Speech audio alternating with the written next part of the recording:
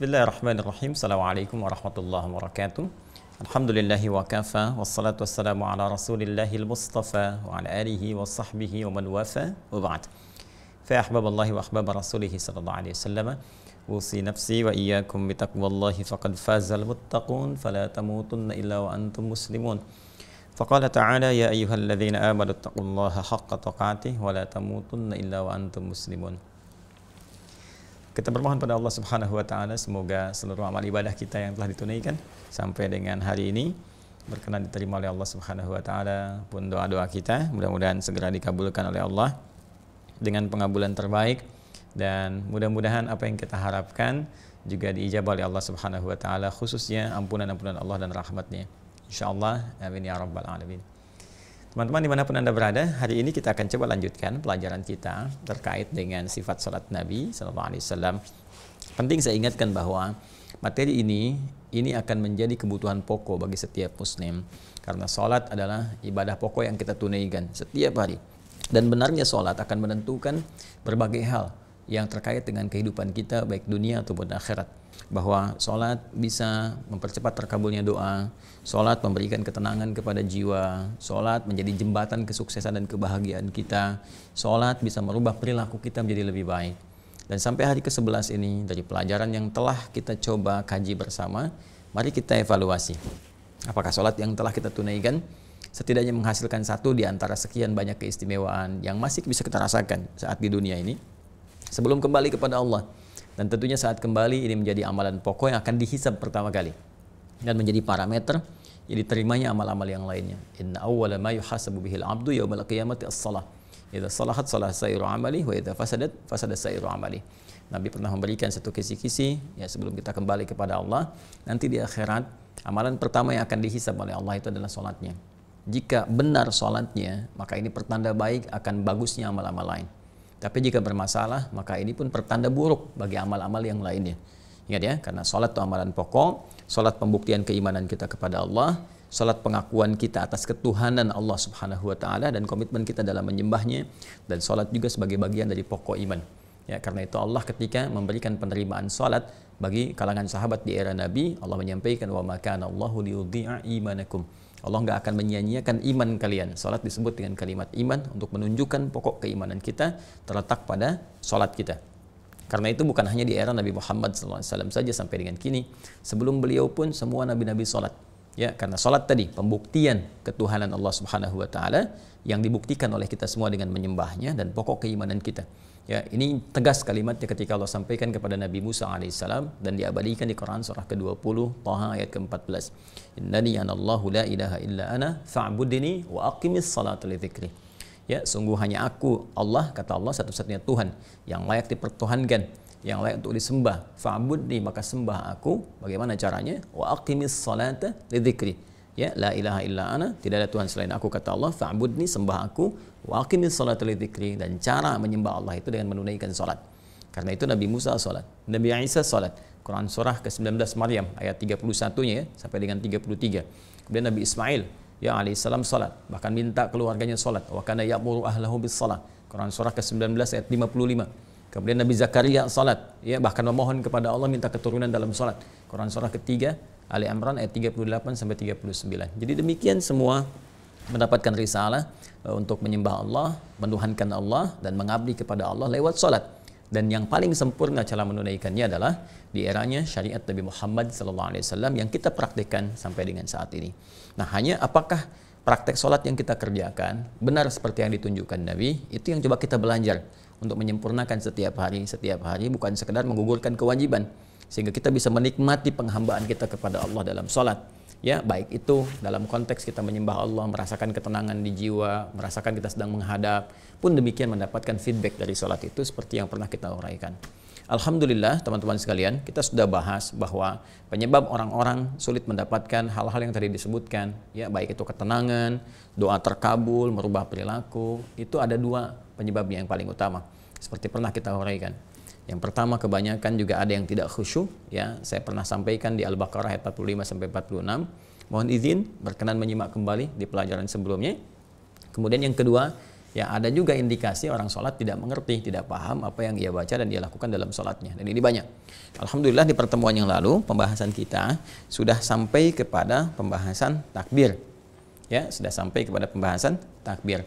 Baik dari caranya, kemudian bacaannya, pun juga dengan hikmah atau esensinya. Dan ini nanti akan kita bawa terus.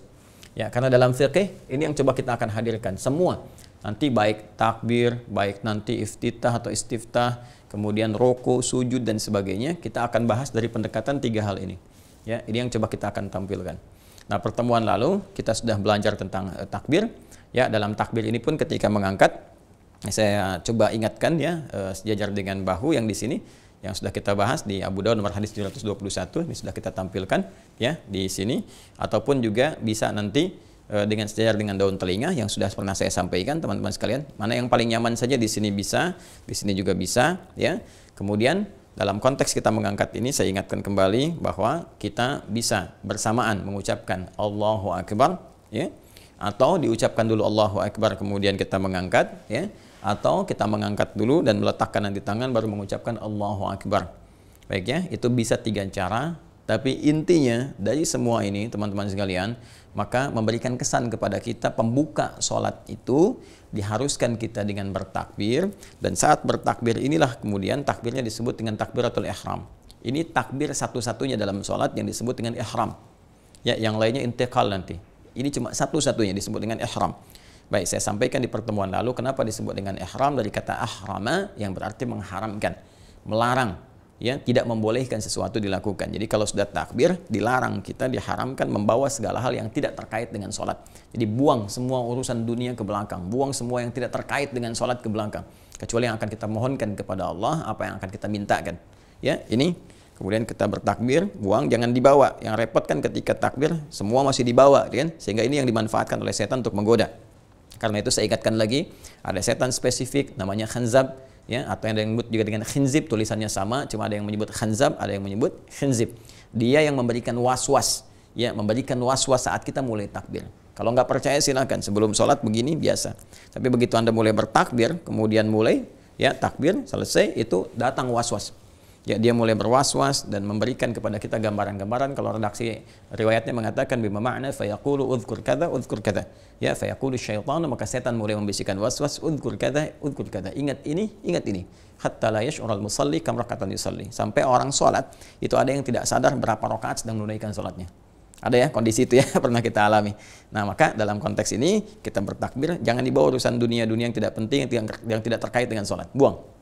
Ya, nah saat mengangkat ini pula bersamaan di sini, ya kalau kita melihat kepada beberapa riwayat-riwayat yang sampai, di sini ada proses juga menghadirkan niat dalam sholat. Ya, jadi kalau di misalnya kan Al-Imam Syafi'i mengatakan niyatu mahalluha fil qalbi ya muqtarinan bit takbir. Jadi niat itu tempatnya di dalam hati, kemudian bersamaan dengan kita bertakbir. Jadi begitu kita mengucapkan Allahu Akbar, kan? Ya, Allah Maha Besar, kita menerjemahkan Allah Maha Besar, hati kita meresapi, kemudian di hati kita meniatkan, ya, diarahkan mau kemana sholat ini. Kalau di dalam bahasa hati kita misalnya, ya Allah, saya ingin meniatkan sholat untuk menunaikan sholat zuhur 4 rakaat, ya kan? Jadi begitu kita bertakbir, nah ini mau maghrib misalnya kan, kita takbir Allah, ya kan, bersamaan dengan kita mengucapkan Allahu Akbar, hati kita mengarahkan, ya Allah, saya meniatkan sholat ini untuk sholat maghrib 3 rakaat karenamu, kan? Nah, kalau di bahasa Arab kan, maka bahasanya munculnya di hati kita, usalli misalnya fardha al-maghribi 3 raka'atin lillahi ta'ala. Itu di hati kita. Jadi bersamaan kita mengangkat, ya di hati kita niatkan, mengarahkan yang dimaksudkan sholatnya sholat apa. Ya, walaupun ada sebagian ulama meluaskan, kalau sudah adzan maghrib ya pasti sholat maghrib, ya. Kalau sudah adzan zuhur pasti sholat zuhur. Tapi tidak begitu juga, perkara luas ini akan didetailkan kembali. Ya, coba bagaimana Anda bisa memastikan demikian? Kan ada juga orang jamaah, ya, ada juga orang sholat sunnah dulu. Coba apa bedanya sholat sunnah sebelum subuh dengan sholat subuh? Sama-sama 2 rakaat, sama-sama di waktu subuh. Ya, qabliyah subuh kan setelah adzan berkumandang selesai, qabliyah subuh dulu, baru sholat subuh dulu. Apa yang membedakan antara pertama sunnah dengan fardu? Padahal sama-sama rakaatnya 2, ya, sama-sama bahkan gerakannya dan sebagainya, yang membedakan niatnya. Karena itu niat nanti untuk takhsisul ibadah, untuk mengkhususkan ibadah apa yang mau dikerjakan. Ya, sama persis dengan jamak juga. Ya, misalnya jamaknya kamil nih, zuhur dengan asar 4-4, ya kan? Apa yang membedakan keduanya? Ya niat. Jadi niat itu pertama bisa membedakan antara rutinitas dengan ibadah, yang kedua membedakan ibadah satu dengan ibadah yang lainnya. Jelas ya? Nah, sama persis dengan puasa juga. Ya, di hari-hari puasa sunnah misalnya ada Senin Kamis ada puasa Daud. Terus Anda mau pilih yang mana? Niat yang membedakan. Maka ketika bertakbir itu, ya Allahu Akbar, kemudian kita ucapkan Allahu Akbar, ya pikiran menerjemahkan Allah Maha Besar, di hati kita mengarahkan, ya ini salatnya kita tujukan salat apa sekarang ini, ya. Jadi kalau kita katakan misalnya Allahu Akbar di hati kita, ya, jadi kita sambil mengatakan saya Allah meniatkan salat maghrib 3 rakaat karenamu, atau usalli fardal maghrib 3 rakaat lillahi ta'ala, gitu kan.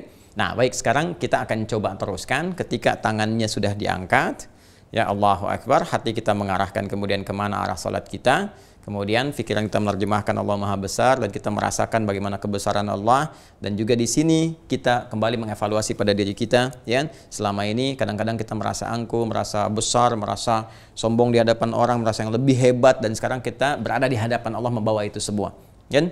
Nah, itu hadirkan suasana itu dan tangan kita mulai mengangkat. Sekarang lanjutannya adalah dari sini kemana praktek caranya itu berlangsung. Tangannya apakah begini atau diteruskan disimpan, seperti apa caranya, adakah bacaannya mengiringi, dan apa hikmahnya. Nah, ini yang coba kita akan lanjutkan bahasan di pertemuan kali ini. Baik teman-teman sekalian, kita kembali akan melihat kepada rumusan hadis-hadis Nabi Sallallahu Alaihi Wasallam untuk melihat bagaimana Nabi menunjukkan kepada kita dan mengarahkan tentunya praktikal sholat, karena diikat dengan ketentuan beliau Sallallahu Alaihi Wasallam, sallu kama ra'aitumuni usalli, sholatlah kalian persis seperti melihat aku sholat, untuk mendapatkan apa yang kita coba harapkan di awal-awal jumpa kita itu. Nah, sekarang kita akan bahas tentang posisi tangan, ya ini yang kemarin. Sekarang kita akan bahas posisi tangan, ya, pasca takbir, ya, di mana tangan itu diletakkan, ya, di mana tangan itu diletakkan. Nah, ini yang coba kita akan uraikan. Yuk kita cek dulu dalam kitabnya, ya, kita kembali kepada referensi di kitab-kitab hadis. Nah, ini saya bawakan hari ini masih dengan Sunan Abu Daud. Nah, ini juga ada Sunan Nasai, ya, ini yang Sunan Abu Daud yang biasa kita bacakan. Yang ini nanti ada Sunan An-Nasai yang kemarin sempat saya sebutkan, ya, di An-Nasai ini kitabnya, jadi kita coba hadirkan untuk bisa memberikan wawasan, ya. Saya coba tampilkan yang Sunan Abu Daud dulu, ya, yang ini karena ini kami juga lebih sistematis dalam penyusunannya, dan serial pembahasannya, tematiknya itu lebih terukur, ya. Jadi coba kita nanti lihat, dan untuk penguat nanti kita bisa lihat kitab-kitab yang lainnya. Bismillah, ini insya Allah ada di halaman 109, ya, tentang meletakkan tangan, ya, pasca takbir di bab yang ke-122, insya Allah nggak salah. Baik, ini ya, 109. Halaman 109 di bab 122, ya. Nah, kita ini bacakan babnya babu wad'il yumna 'alal yusra fis shalah. Nah, ini babu wad'il yumna 'alal yusra fis shalah. Bab meletakkan tangan kanan, ya, menutup atau di atas tangan kirinya dalam salat. Seperti apa gambarannya? Yuk kita bacakan dulu. Kita lihat nomor hadis 754. Qala haddatsana Nasr ibn Ali akhbarana Abu Ahmad 'anil Ala ibn Salih an Zur'ah ibn Abdurrahman qala sami'tu ibn Zubairi yaqulu safful qadamaini wa wad'ul yadi 'ala al-yadi min as-sunnah. Ya. Jadi Ibnu Zubair menyampaikan bahwa safful qadamaini, ya, rapatnya, lurusnya, teraturnya saf di kedua telapak kaki itu, wad'ul yadi 'ala al-yadi, dan meletakkan tangan di atas tangan, min as-sunnah, termasuk sunnah, ya, yang dimaksudkan dalam salat. Status hadis ini dijelaskan oleh Imam Abu Daud, ini dhaif status hadisnya. Ya, jadi informasi sampai tapi sanadnya ini dhaif, ya. Nah, ini bagusnya begini nih, ada tahqiq di bawahnya, ini sahih, ini dhaif, dijelaskan kepada kita, ya. Nah, kemudian yang terkait dengan praktikalnya, nah ini ada langsung di nomor hadis 755, ya, 755. Yuk kita bacakan. Qala haddatsana Muhammad ibn Bakkar ibn Rayyan an Hushaim ibn Bashir an al-Hajjaj bin Abi Zainab an Abi Uthman An-Nahdi an Ibn Mas'udin, ya, radhiyallahu ta'ala anhu annahu kana yusalli fawada'a yadahu al-yusra 'ala al-yumna fara'ahu an-nabiy sallallahu alaihi wasallam fawada'a yadahu al-yumna 'ala al-yusra. Haditsun hasanun. Masyaallah. Ini langsung dari Ibnu Mas'ud radhiyallahu ta'ala anhu di awal-awal fase masa salat, ya, ketika kemudian perintah salat itu mulai disampaikan dan enggak semua sahabat mengetahui tata cara yang benarnya. Ini fase-fase pembelajaran. Ini biasa. Ya, jadi di sahabat juga awal-awal praktek, ya, ada yang keliru pemahaman, ya, ada yang keliru dalam praktikal diluruskan oleh Nabi, itu biasa. Jadi salah itu biasa dalam belajar, ya, tapi terbiasa salah itu yang tidak biasa. Ya kan? Salah itu biasa dalam belajar, terbiasa salah itu yang tidak biasa. Jadi kalau kita belajar Quran ada yang salah, nggak harus putus asa. ya menghafal, ada yang belum sampai, nggak harus putus asa. Kita coba lagi tingkatkan, belajar lagi. Dan ketika kita belajar meningkat dalam ibadah, pahala dituliskan lagi. Ya, termasuk Khalid bin Rafi Az-Zuraiki pernah salah diluruskan oleh Nabi, biasa saja. Ya, kemudian juga nanti di sini ada Ibnu Mas'ud radhiyallahu taala anhu, ahli Quran, bacaan Qurannya bagus. Nah, pernah di awal masa salat karena nggak sempat mendapatkan pengetahuan yang lengkap gitu kan, hanya coba menunaikan perintah salat, dilihat dan kemudian dipraktikkan seperti apa nabinya salat, informasi yang sampai kepada beliau tidak seutuhnya, kemudian sempat beliau bertakbir. Nah, ini meletakkan yang kirinya di atas kanannya begini. Nah, Nabi melihat, ketika Nabi melihat ada yang tidak tepat diluruskan oleh Nabi, maka Nabi langsung meluruskannya dengan meletakkan yang kanan, ya tangannya Ibnu Mas'ud radhiyallahu taala anhu di atas yang kirinya. Jadi yang kanan di atas yang kiri. Nah, ini hadisnya hasan statusnya. Hadis hasan itu masuk dalam golongan hadis sahih, yang membedakan cuma nanti di dhabit, ingatan ya. Hadis sahih itu kan definisinya mattasala isnaduhu ya binaqlil adid dhabiti 'anil adid dhabiti min ghairi syudzudin wala illatin qadihah. Yang bersambung pertama sanadnya dulu. Jadi untuk menentukan hadis sahih itu teman-teman sekalian, pertama biasanya ke sanad. Ya, jadi ada dua ilmu nanti untuk ilmu hadis ini. Yang paling pokok itu sanad dengan matan, ya dirayah war riwayah. Jadi kalau sanad untuk menentukan benar nggak nih sumbernya dari Nabi, ditelusuri orangnya tuh, dan itu kualifikasinya ketat. Ya, nanti kalau misalnya tengah-tengah putus, nah jadi turun statusnya, bisa dhaif, ya bisa mu'dhal misalnya kan. Terus nanti ada yang di awalnya putus lompat, ada yang langsung lompat ke sahabat ya di marfu, itu ada yang seperti itu. Ya, jadi nanti akan menentukan kualitas hadis. Di sini kita kenal istilah-istilah hadis itu ada dhaif, ya misalnya dibagi lagi nanti ada mungkar, maudhu', ya ada matruk dan seterusnya. Ya, turunannya juga jadi banyak lagi. Nah, ada lagi yang terkait dengan misalnya kekuatan hafalan, disebut dengan dhabit. Ya, dhabit ini kalau misalnya semuanya benar nih, ya sanad tersambung keseluruhannya, bagus. Kemudian juga di sini misalnya tidak ada illat, ya nggak ada persoalan di orangnya. Jadi sanad tersambung semua, tapi orangnya punya masalah. Ya misalnya orangnya diduga bertindak yang tidak pantas, maka hadisnya akan turun kualitas, bahkan bisa jadi mungkar. Ya karena berbuat sesuatu yang tidak dibenarkan oleh agama, khawatir jadi fitnah terhadap hadis. Itu saking ketatnya, walaupun mungkin informasi yang disampaikan bisa benar. Ya, nanti kalau masalahnya diingatan sedikit saja misalnya, yang tadinya koma harusnya koma misalnya kan, nah di situ jadi hilang misalnya kan, jadi lewat, padahal cuma koma saja. Nah, itu nanti statusnya turun dhabitnya dari yang 100% misalnya jadi 85% atau 90%. Nah, ketika kualitas dhabitnya itu turun, maka hadisnya nanti berubah dari hadis sahih jadi hasan. Ya, hasan. Jadi sahihnya sahih lidzatihi jadi hasan. Ya, jadi masih dalam konteks hadis sahih.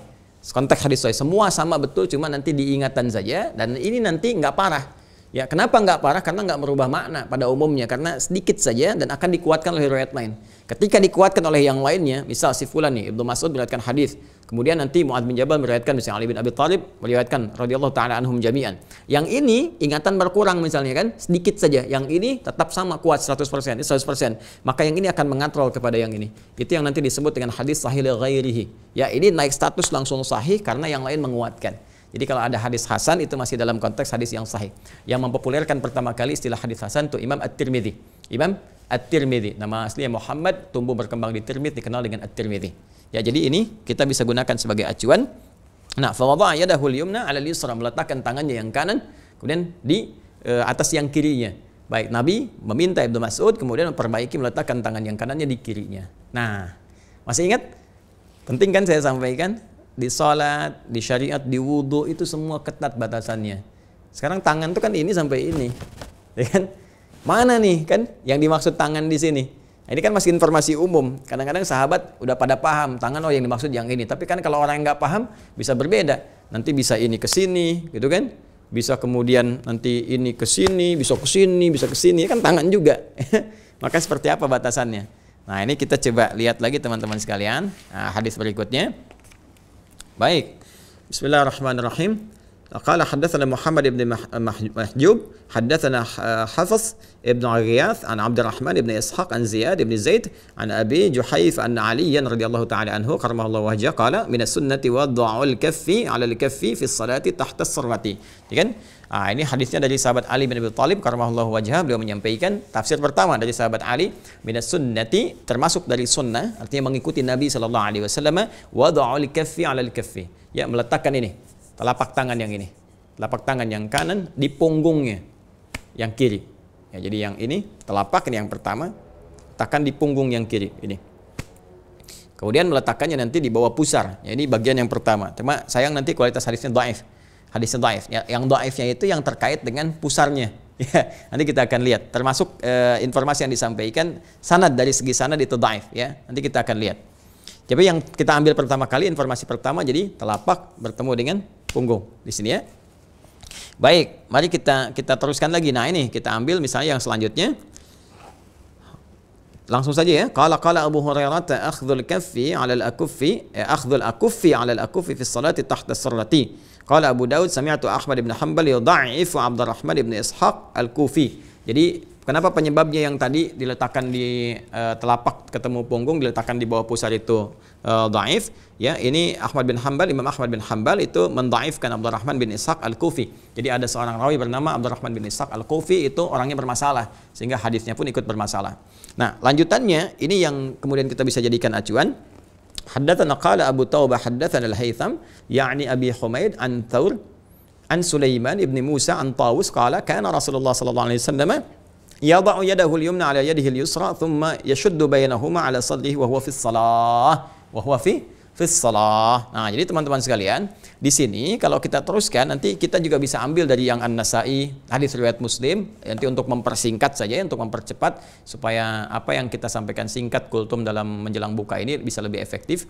Jadi nanti secara singkat ada 3 bagian yang bisa kita letakkan dalam konteks kita bertakbir ya untuk meletakkan tangan. Jadi yang pertama begini, sudah diangkat. Pertama meletakkan ini, teman-teman sekalian, telapak yang ini di punggung yang kiri, telapak yang kanan di punggung yang kiri begini. Ya, jelas ya? 1. Kemudian yang kedua, rusghun ala rusgin. Rusghun ala rusgin. Ini pergelangan ini di pergelangan yang ini. Jadi mengangkat ini pergelangan ke sini. Jelas ya? Nah, tapi langsung ya, jangan diukur dulu misalnya Allah. Tidak ya. Jadi langsung ya Allahu Akbar ini ya. Nah, yang ketiga sa'id. Sa'id itu di sini ya. Nggak sampai ke sini. Kalau sini mirfaq. Ya, di sini. Nah, antara ini sampai dengan ke sini. Ya, jadi begini. Dilebihkan sedikit lah paling gampang. Jadi telapak ini letakkan di sini. Paling gampang di sini. Dan nggak nyampe ke sini. Justru ini nanti ada riwayat mengatakan dikecam. Nabi tidak menyukai orang salat dengan seperti orang sombong dalam bertakbir. Yang dimaksud sombong itu ada yang menafsirkan meletakkan telapaknya di siku begini. Ya, seperti ngawasin proyek kan begini. Itu ya, mendorin proyek gitu. Ini kan sedang menghadap Allah, ya. Awas hati-hati nih, sedang di puncak misalnya subuh-subuh dingin luar biasa. Allahu Akbar begini kita. Nah, itu tidak. Tetap di sini 3 posisi. 1 di sini, 2 di sini, 3 agak lewat ke sini di sini. Ya, jadi silahkan pilih mana yang nyaman di sini atau di sini. Nanti hadisnya spesifik. Ini hadisnya sahih, ya. Nah, cuma nanti perbedaannya ketika sudah meletakkan seperti itu, letakkannya di mana? Ya, apakah tadi di bawah pusar yang disebutkan hadis riwayat Ali bin Abi Thalib, ya kan? Ataukah kemudian dari Taus, kan? Diletakkannya di dada. Dada itu sebelah mana? Apakah yang ini? Apakah yang ini? Gitu kan? Nah, itu yang kita lihat teman-teman sekalian. Nah, dari 2 perbandingan ini, saya penting sampaikan dulu asal mula ketika mengangkat ini seperti ini, itu asal mulanya irsal, begini. Irsal itu tidak meletakkan sama sekali. Jadi begini asal mulanya di awal-awal masa salat. Ya, seperti ini teman-teman sekalian. Ulang ya, jadi bertakbir Allahu Akbar ini seperti ini. Ini nanti riwayatnya banyak diriwayatkan oleh Imam Malik. Jadi di Malikiyah ya, rahimahullah jami'an. Di Malikiyah itu kalau Anda misalnya melihat nanti ada orang salat begini, Masjidil Haram misalnya kan, takbir Allahu Akbar. Nah, itu Maliki. Jadi mengambil hadis dari Nabi riwayat Imam Malik. Ya, nanti dipraktekkan misalnya ada di Tripoli di Libya ada, di Tunisia ada, dan di Aljazair ada, nyebrang dikit ke Italia ada, ya Spanyol. Dia itu Maliki rata-rata. Jadi begitu mereka salat Allahu Akbar begini. Ya, kalau sedang di Masjidil Haram ada yang begini, jangan diajak ngobrol pas sedang sholat. Ya, Allahu Akbar. Oh man, how are you? Dia sedang sholat. Ya, jangan diajak ngobrol. Jadi ini dia begini. Ya, dan ini jangan ditafsirkan juga Syiah. Ya, jangan tafsir oh, setiap yang begini Syiah. Oh, tuh Syiah gitu. Ya, bukan, belum tentu Syiah. Ya, nanti Syiah bisa dibedakan saat prakteknya ketahuan dalam sujud. Dan duduk di antara 2 sujud itu ketahuan sekali. Bedanya di situ nanti ya. Ada yang nyimpan kemudian batu atau bagian dari tanah Karbala, tentu ada yang kemudian nepak-nepak di antara 2 sujud itu akan kelihatan. Ya, tapi ke dalam takbir seperti ini, Sunni juga ada yang begini, itu mazhab Maliki. Kemudian yang bertakbir mengangkat tadi yang saya terangkan, diangkat dan diletakkan. Dan ini pertama kali di sini, begini atau begini. Maka riwayatnya di sini teman-teman sekalian agak luas sekali dan ada perbedaan pendapat di kalangan para ulama. Yang pertama, ada yang menyebutkan di sini di perut. dan ada yang di bawah perut yang tadi kita sampaikan, ya rata-rata di bawah perut yang riwayat Ali bin Abi Thalib tadi, Abu Hurairah, tapi sayang didoaifkan karena sanadnya. Ya bukan karena matanya tapi karena sanadnya. Tapi untuk kehati-hatian, status ini kemudian menjadi perluasan di kalangan para ulama dan ada yang memilih untuk mengambil riwayat yang paling kuat. Ya nanti kita lihat maknanya. Jadi ini yang pertama di sini. Ya. Yang kedua teman-teman sekalian, di dada. Dan ingat betul baik-baik. Dada itu teman-teman sekalian, di dalam konteks bahasa Arab itu ada yang spesifik penekanannya disebut dengan sodrun. Ya ada yang sodrun. Ya sodrun, ada yang nahrun. Nahrun itu yang sebelah atas yang dekat ke leher. Ya sini kalau ini ke halak ya tenggorokan di sini ya tenggorokan ya, halak ya kalau kita ada suara harful halak di tajwid ya ha itu kan dengan ain halak ya lepas wastul halak ha ain. Nah kalau kita taruh di sini nah ini nahrun namanya. Nahrun makanya unta itu sembelihnya di naharnya. Ya inna a'tainakal kautsar fasalli rabbika wanhar. Ya sembelih unta disembelih dengan menggunakan posisinya di naharnya dan dalam keadaan dia berdiri nggak dijatuhkan. Ya sebaliknya sodron itu letaknya teman-teman sekalian ini ma bainan nahri wal batni antara nahar di sini dengan perut di sini.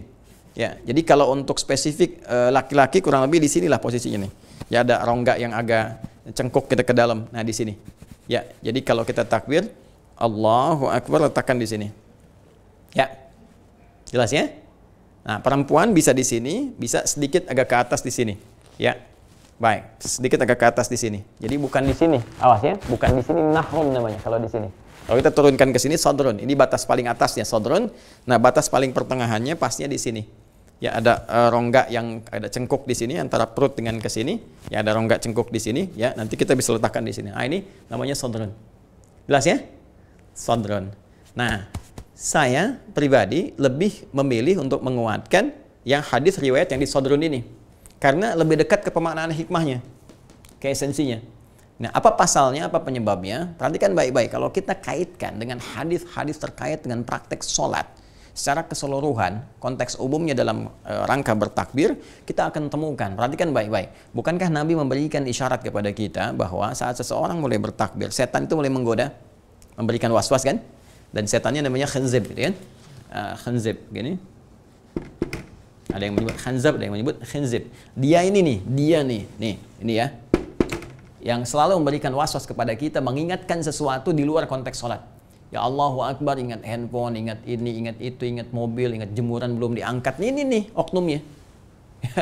Ini oknumnya, ini kita perlu taklukkan. Sedangkan dia, setan itu kan fungsinya memberikan waswas. Dan was-was itu ditanamkan ke dalam kolbu, ke dalam jiwa kita, ke hati kita. Nah, ya, di dalam kolbu ini ada nafas, teman-teman sekalian. Jiwa, yang dimaksud jiwa itu nafas.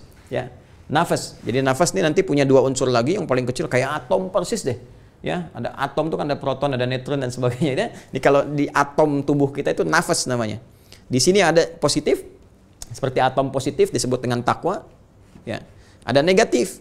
Ya, negatif disebut dengan fujur. Tuh, ini rumusnya di Quran surah 91 Asy-Syams ayat 7 sampai 10. Wa nafsi wa ma sawaha fa alhamaha fujuraha wa taqwaha. Nah, ini karena ini saling berlawanan, ini baik, ya ini yang negatif, ya cenderung kepada hal yang kontradiktif dengan ini sehingga selalu bergejolak.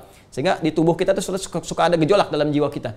Ya, gejolak. Kadang-kadang mau sholat Allahu Akbar, sekarang, apakah sekarang atau nanti ya, atau ini kerjakan ini dulu, atau jawab handphone dulu dan sebagainya. Nah itu, pergolakan ini. Sesuatu yang bergolak disebut dengan kolbu secara cepat. Ya, makanya ini nafas tempatnya disebut dengan kolbu. Tempatnya nafas disebut kolbu. Jadi kalau kita detilkan, dalam nafas ada takwa, ada fujur, kemudian di nafas ini tempatnya ada di kolbu, tempat besarnya. Kolbu ini tempatnya ada di sodron. Ya, sodron. Nah, di dada, kan? Mana dadamu? Ini dadaku, gitu kan? Nah, itu kan menunjuk kepada hati, kepada jiwanya, sumber kehidupannya. Ini sumber kehidupan, ini unsur terkecilnya, ada di kolbu karena bergejolak. Kolbu tempatnya ada di sodrun. Jamaknya sodrun, sudurun. Nah, setan itu berusaha menggoda langsung di frame terbesarnya, di sodrunnya nih, di sudurnya. Ya, supaya ininya terus digolakin, ya jadi semakin menggolak gitu kan, semakin muncul kegelisahan dan sebagainya, dan ini juga kena. Nah, ini juga berusaha fujur dibangkitkan, ya. Kalau fujur dibangkitkan, takwa yang ditekan, nah ini yang paling bahaya, muncullah keburukan-keburukan. Ya, jelas ya sampai di sini teman-teman sekalian. Nah, dari mana taunya dia menggoda ke sini? Di surat An-Nas. Ya, qul a'udzu birabbin nas, malikin nas, ilahin nas, min syarril waswasil khannas alladzi yuwaswisu fi sudurin nas. Nah, karena itulah teman-teman sekalian penting bagi kita untuk menjaga keadaan hati kita, ya, keadaan jiwa kita supaya nggak banyak dikuasai oleh setan. Karena itulah kita mencoba menjaga, memegang dengan baik begitu bertakbir Allahu Akbar, jaga nih jiwa kita jangan sampai diotak-atik oleh setan. Karena itu kondisi lebih seperti ini untuk menguatkan ini dipandang lebih memantapkan kita untuk mendekatkan kepada khusyuk dibandingkan kita mendiamkan begini. Sekalipun itu kembali kepada kondisi masing-masing. Tapi saya lebih memilih untuk seperti ini karena ini lebih mendekat kepada pemaknaan dan hikmah. Jelas ya? Ya, bahkan ada yang paling menarik, teman-teman dimanapun Anda berada, ini dalam konteks kita menjaga keadaan khusyuk kita, dalam kita menjaga sodron hati kita, ya supaya tidak digoyahkan oleh setan, diberikan oleh was-was seperti pemaknaan tadi yang saya sampaikan. Nanti ada juga cara posisi saat kita meletakkan telapak tangan yang kanan ini di punggung yang kiri yang seperti ini. Ini ada satu riwayat di An-Nasai nanti disebutkan menggenggam. Ya, nanti kita lihat ya, kita lihat coba kita saksikan. Di Sunan An-Nasai. Nah, ini kitabnya. Ya, ini kitabnya. Di halaman 120 kalau tidak keliru. Bismillah. Ya, 120 itu di kanan. Nah, ini dia ya. Halaman 120 di pembahasan yang ke-9 ya, 9 hadis nomor 887. Yang ini ya. Nah, ini judulnya Wad'ul yamin 'ala syimal fi shalah. Ya, kitabul iftitah, di kitab iftitah terkait dengan salat, meletakkan yang kanan pada yang kiri di dalam salat. Ya, hadisnya sahih. Jadi ini kalau di An-Nasai langsung diberikan status begini, sahih ya. Kalau di Abu Daud ini di ujungnya nanti ada keterangan. Bismillahirrahmanirrahim. Qala akhbarana Suwaid ibn Nasr qala anba'ana Abdullah ibn Musa anba'ana Abdullah an Musa ibn Umair al-Anbari wa Qais ibn Sulaim al-Anbari qala haddatsana Alqamah ibn Wa'il an abihi. Dari Alqamah bin Wa'il dari bapaknya ya. Qala ra'aitu Rasulullah sallallahu alaihi wasallam idza kana qa'iman fi sholati qabada bi yaminihi 'ala shimalihi. Nah, ini kalau kita temukan dari Alqamah bin Wa'il dari bapaknya. Jadi ketika beliau menyaksikan salatnya Rasulullah sallallahu alaihi wasallam saat beliau bertakbir itu qabada bi yaminihi ya 'ala shimalihi fi shalah. Jadi beliau kemudian menggenggam, qabada itu seperti ini. Ya, menggenggam yang telapak kanannya ke yang kirinya di salat. Jadi seperti ini. Ya, jadi boleh kita yang pertama tadi seperti ini, meletakkan begini saja. Kemudian begini, rusun ala ruskan begini. Ya, kemudian sa'id ke sini sedikit. Ini pun nanti di An-Nasai ada hadis berikutnya yang menerangkan yang telapak ya, kemudian ke rusun pergelangan sampai ke sa'id. Ini kalau kita baca hadis nomor 889. Ya, ini kita temukan. Baik, 889. Nah, di sini ada redaksinya. Thumma wada'a yadahu al-yumna 'ala kaffihi al-yusra war-rusghi was-sa'id. Ya, wa kaffihi al-yusra war-rusghi was-sa'id. Ini diletakkan begini, war-rusghi ini, was-sa'id di sini. Nah, yang tadi sampai qabada sampai begini. Ya, artinya saking pentingnya kita menjaga keadaan khusyuan hati kita, menjaga jiwa kita gitu kan ketika kita menunaikan salat supaya tidak banyak was-was setan memberikan pengaruh pada salat kita. Maka ada redaksi sampai menggenggam seperti ini, dan di Abu Daud tadi sampai menekan seperti ini. Jadi saking kita menjaga diri kita, menguatkan diri kita, ini diantara hikmahnya supaya nggak kena was-was setan. Jadi ketika Allahu Akbar seperti ini bukan cuma meletakkan, tapi kita coba sedikit dikencangkan, gitu kan? Kencangkan seperti ini sehingga membuat jangan terlalu kencang juga ya. Nanti nafas kita bisa bermasalah gitu. Yang dimaksudkan ini memberikan dampak kepada jiwa kita sehingga menekan was-was supaya keluar dari keadaan tubuh kita. Ini bisa menggenggam begini, bisa sekedar begini saja. Ya, jelas ya? Nah, ini ada bagian-bagian yang penting sekali untuk kita pahami, terutama aspek hikmah ini. Ya, kadang orang cuma cukup sampai yang penting benar. Ya benar secara fikih, kewajiban itu tuntas tuh kan, tapi hikmah nggak dapat. Ya, sekali lagi kenapa diangkat begini, kenapa kemudian seperti ini. Ya, dan yang paling menarik ini, kenapa yang kanan ini yang menutup yang kiri, ya kan? Bukan yang kiri begini yang tadi dibenarkan oleh Nabi, kisahnya Ibnu Mas'ud radhiyallahu taala anhu, ya, begini, kemudian dibalik ininya bukan yang ini tapi yang ini, yang kanan yang menutupkan yang seperti ini, ya. Nah, ini ada hikmah juga teman-teman sekalian, dan hikmah ini nanti nyambung ke doa iftitah. Ya, karena itu nanti kitab di An-Nasai dibuka dengan kitabul iftitah, membuka, ya. Ada doa iftitah nanti akan nyambung suasana ini ke doa iftitah. Apa itu? Ini refleksinya begini, gambarannya. Ini agak jarang ya didapatkan informasi seperti ini. Kita harus menggali dengan cukup banyak dia. Jadi yang kanan ini kan umumnya mewakili segala hal kebaikan, digambarkan sebagai sesuatu yang kanan, ya. Jadi aliran kanan, pemikiran kanan ini umumnya menuju pada sesuatu yang positif baik. Yang kiri sesuatu gambaran yang kurang baik lah ya, visualisasinya seperti itu, antitesis dari yang kanan tadi. Nah, kenapa dalam kehidupan kita teman-teman sekalian, kita penting untuk menyadari, ini kalau kita gambarkan kiri sesuatu yang kurang baik sebagai gambaran umum, kanan sesuatu yang baik. Nah, sekarang perhatikan baik-baik. Kiri ini megang ke sini, ya kan? Ini ke bagian dada kita, inti jiwa kita, dan di situ tadi saya terangkan ada takwa, ada fujur di nafas kita, ya. Takwa mewakili jiwa-jiwa kebaikan, ini qad aflaha man zakkaha wa qad khaba man dassaha, ini fujur mewakili hal-hal yang jelek, yang kurang baik, yang asalnya untuk bisa menjadi katalis trigger yang baik itu muncul. Tapi kadang-kadang ini dibuat oleh setan menjadi dominan, diberikan was-was, ya. Kalau di sini misalnya ada jujur, di sini ada dusta, misalnya kan. Nah, asalnya dusta itu ya dibuat oleh Allah, dijadikan untuk bisa ya mengatrol, ya mengangkat supaya jujurnya itu naik. Jadi dusta diciptakan untuk membuat jujur itu muncul. Sebab kalau nggak dibuat sifat dusta, itu jujur nggak akan muncul. Bukan untuk menjadikan manusia berdusta, bukan. Ya, marah itu diciptakan, marah ya supaya sabarnya nampak. Jadi kalau nggak ada marah, sabar nggak ketahuan. Nggak ada peristiwa yang bisa membuat kita misalnya terpancing sesuatu keluar amarah. Nah, itu sabar nggak akan nampak. Coba ujuk-ujuk suami pulang ke rumah, istri mengatakan sabar ya Pak, sabar. Ya, ada masalah apa, ya kan?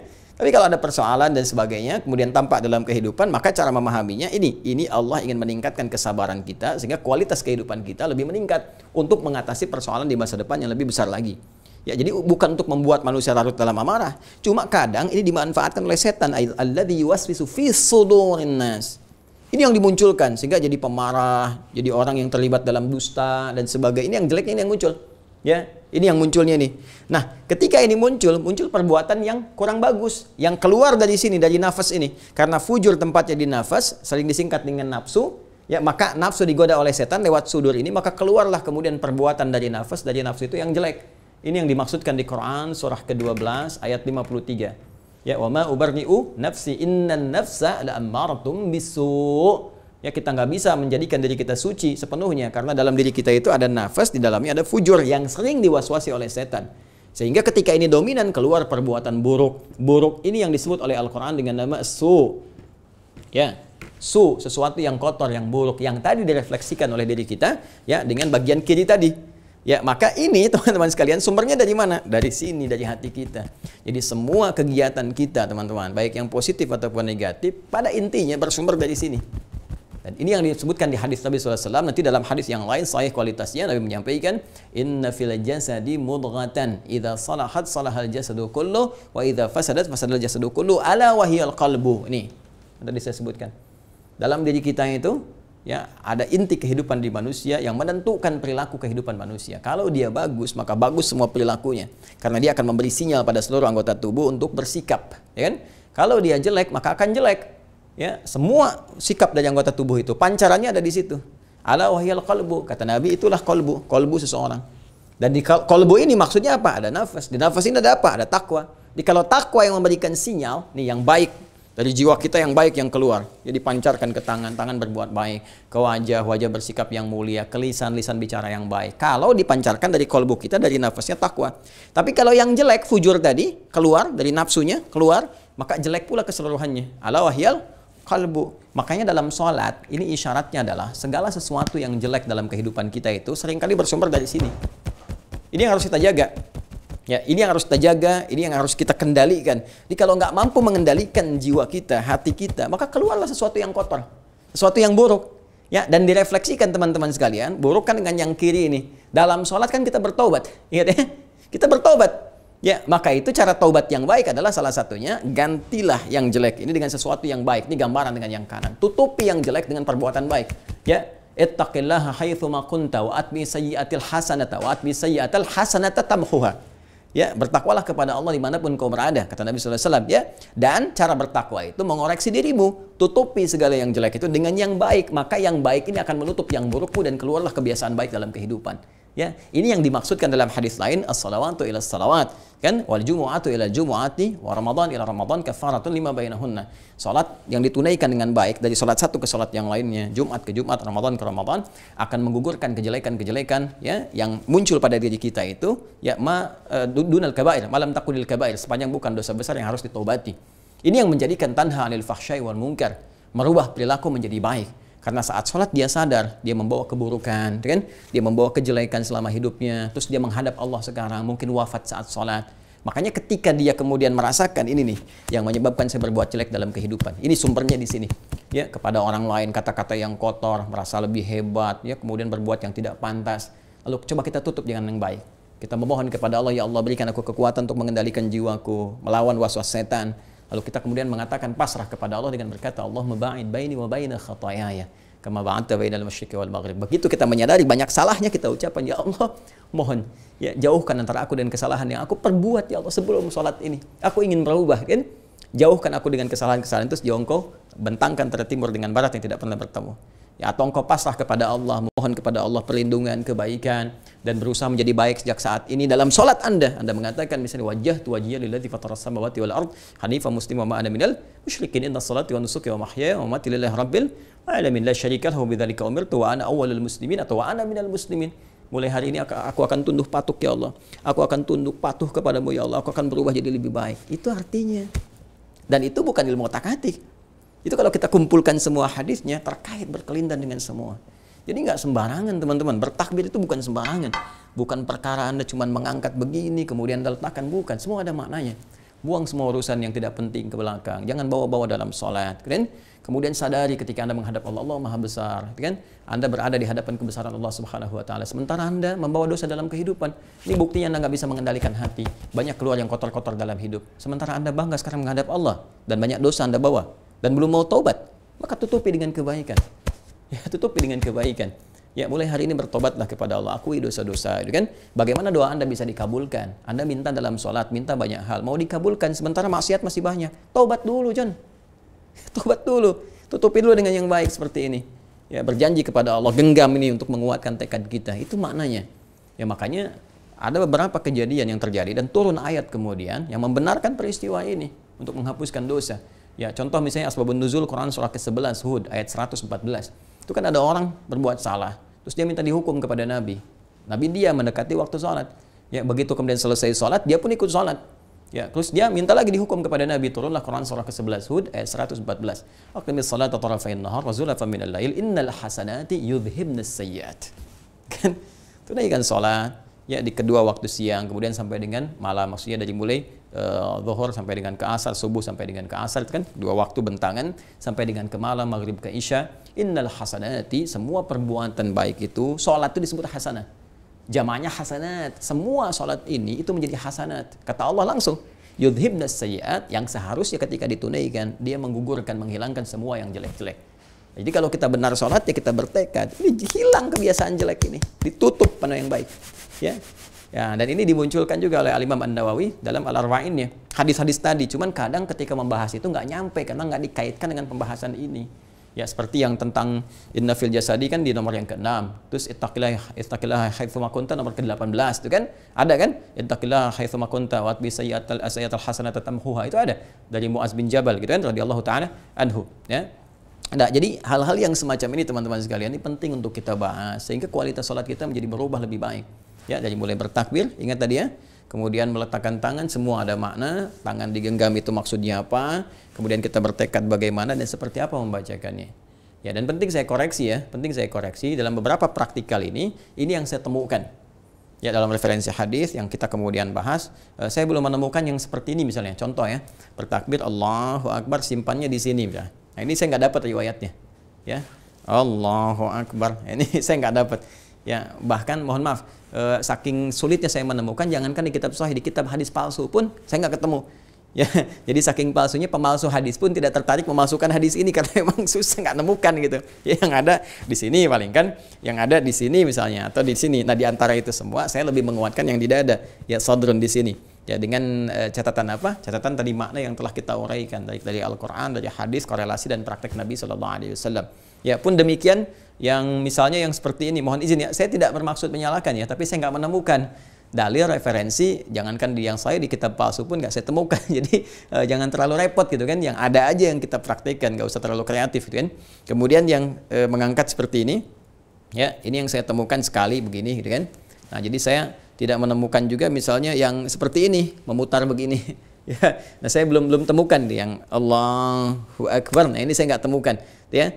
Mungkin ini agak keseleo pemahaman. Keseleo pemahaman itu maksudnya begini. Tadi kan ada praktek Ibnu Mas'ud itu kan, radhiyallahu taala anhu, yang tadinya di kiri begini kan, kiri begini. Kemudian teman-teman sekalian oleh Nabi dibetulkan, bukan di sini tapi yang ini yang masuk begini. Ya, jadi sebagian ada yang mempraktekkan begini, terus gini gitu ya. Nah itu mungkin mencoba memadukan hadis tapi caranya nggak tepat. Justru Nabi meluruskan, bukan ingin dipraktekkan begitu lagi. Jadi langsung aja John, ya takbir Allahu Akbar begini. Jelas ya? Baik, jadi nggak usah diputar lagi begini dan nggak usah punya perasaan nggak enak sama Allah, masa kiri dulu kanan dulu baru gini, nggak usah. Ya, jadi sesuai ketentuan saja, sallu kama ra'aitumuni usolli, takbir, ya langsung begini. Jadi tidak usah kemudian begini, nah, diputar begini, apalagi angkat kaki sedikit begini gitu ya. Nah itu kita sesuaikan. Ya, kita mencoba mencari referensi ya, walaupun mungkin teman-teman temukan referensinya, alhamdulillah. Tinggal nanti silahkan jadi rujukan mana yang paling kuat. Jadi di sini kita tidak menempatkan dan saling menyalahkan, tidak, tapi lebih kepada menggali. Ayo coba ini dalilnya mana, ini referensinya mana. Dari sini nanti kita kemudian pahami dan gali makna serta esensi dalam kehidupannya. Nah kurang lebih seperti ini pembahasan sampai kita bersedekah. Baru begini nih. Nah kan tadi sudah merasa kan?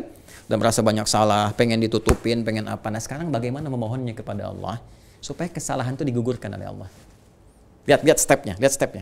Dari mulai takbir, gitu kan? Terus kita bersungguh-sungguh berniat, mengharap ridha Allah, khusyuk. Mungkin ini juga hari terakhir kita kembali bertakbir itu, kemudian meletakkan apa maknanya, ya begitu kita buang semua urusan tidak terkait dengan sholat, kita berjanji mengevaluasi diri, ini kita rasakan banyak salah dalam hidup. Bayangkan apa sih yang salahnya itu?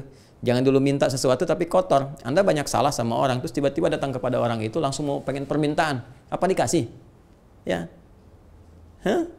gak mungkin kan? Nah, sekarang Anda sama Allah lebih daripada itu. Allah itu Rahman, Rahim, pasti memberi. Tapi kan ada adabnya. Masa ya Anda menghadap Allah punya merasa banyak salah langsung pengen minta dikabulkan? Anda siapa?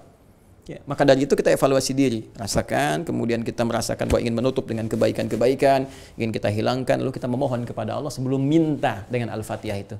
Kita ingin memohon bagaimana kesalahannya diampuni, bagaimana dibersihkan oleh Allah sebelum nanti kita berpasrah kepada Allah dan meminta segala kebutuhan kita.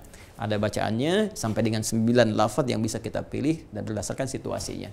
Nah, insya Allah pembahasan itu nanti kita akan teruskan esok hari, teman-teman sekalian.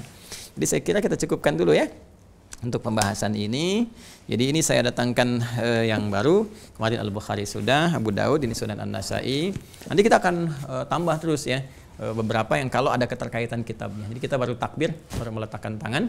Ya, belum kemudian disambungkan kembali. Semoga Allah berikan kelapangan pada kita untuk bisa menuntaskan pembahasan dengan izin Allah Subhanahu wa taala dan diberikan petunjuk supaya membahas dengan benar, mengamalkan dengan benar dan mendapatkan apa yang Allah janjikan kepada kita semua. Allahumma taqabbal minna innaka antas sami'un 'alim wa tub 'alaina innaka antat tawwabur rahim. Allahumma ij'alna minal musallin waj'alna minal khashi'in waj'alna min ibadikas salihin wa sallallahu ala sayyidina Muhammadin wa ala alihi wa sahbihi ajma'in wa akhiru da'wana alhamdulillahi rabbil alamin subhanakallahumma bihamdika nashhadu an la ilaha illa anta nastaghfiruka wa natubu ilaik. Assalamualaikum warahmatullahi wabarakatuh.